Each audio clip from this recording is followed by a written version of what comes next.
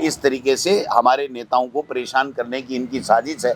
और मुझे एक पता लगा है, जल्दी ही मैं पुख्ता जानकारी कर रहा हूं कि पता लगा है कि मंत्री खुद ये लिख रहे हैं कि इनके खिलाफ इस अधिकारी से जांच की जाए।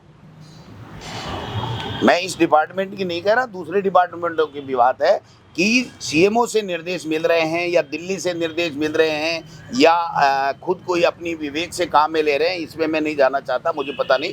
लेकिन मंत्री ये लिख रहा है कि इस आदमी से ये जांच कराई जाए, जो उसको कतई अधिकार नहीं है। कोई भी मंत्री किसी की भी जांच कराने के लिए वो अपनी तरफ से कोई व्यक्ति, कोई अधिकारी नामित नहीं कर सकता है। ऐसा काम भी हमारे इस सरकार के समय में मंत्रियों के द्वारा किया जा रहा है। तो ये बहुत ही दुर्भाग्यपूर्ण है। इसलिए हम मीडिया के माध्यम से बताना चाहते हैं कि हमारे उदयलाल जी आंजना हो, चाहे कोई दूसरे लोग हों, किसी तरह का कोई गलत काम हमारी सरकार के समय में नहीं किया गया है। और उदयलाल जी आंजना ने कहीं भी किसी भी तरीके से कोई अपने अधिकारियों का दुरुपयोग नहीं किया है। ईमानदारी के साथ में इन्होंने काम किया है। इनका राजनीतिक जीवन इतना लंबा है।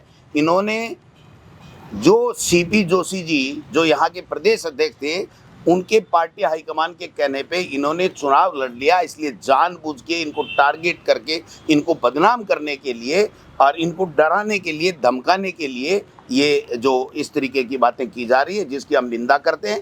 पूरी कांग्रेस पार्टी और पूरे विधायक जूली साहब के नेतृत्व में हम सब लोग ऐसी जो कार्रवाई, जो गलत कार्रवाई जो बीजेपी के नेता या बीजेपी के सरकार के इशारे के ऊपर की जा रही है, उसकी निंदा भी करते हैं और उसका विरोध भी करेंगे। जहां भी सड़क, सदन, कहीं भी जरूरत हो, वहां पर हम लोग इनके साथ में। देखिए, हमारी सरकार के समय उदयपुर में एक गर्दन काटी गई थी एक टेलर की, ठीक है।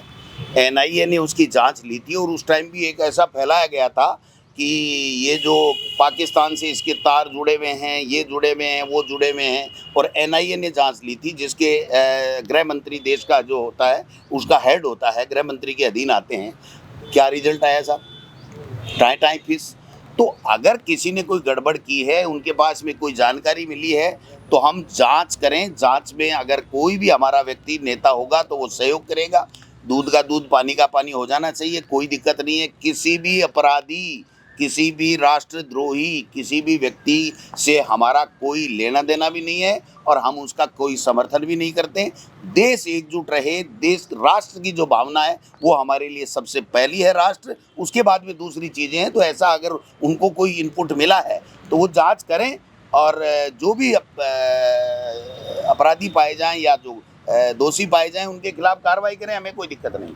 मतलब कोई किसी के खिलाफ कुछ भी अखबार में चलवा दो, ये अखबार अपनी मर्जी से नहीं छापता है। इसको कहीं न कहीं भास्कर ने इतनी बड़ी न्यूज़ बनाई है, इसका मतलब कहीं न कहीं सरकार की तरफ से कोई न कोई क्लू दिया गया है। तो ये गलत दिया गया है, क्योंकि इसमें प्रश्नवाचक चिन्ह नहीं है। इसमें स्पष्ट लिखा है कि मंजूरी के लिए राज्यपाल को भेज दी और महामहिम राज्यपाल मना कर रहे हैं। तो फिर सवाल ये है कि इसका सत्यता का पता लगाते हैं और उसके बाद में बाकायदा दोबारा प्रेस कॉन्फ्रेंस करेंगे और दूध का दूध, पानी का पानी आपके सामने करेंगे। डरने वाले नहीं हैं। हमने कोई गड़बड़ नहीं की है, इसलिए हम इस बीजेपी और इस आरएसएस से कतई नहीं डरते हैं।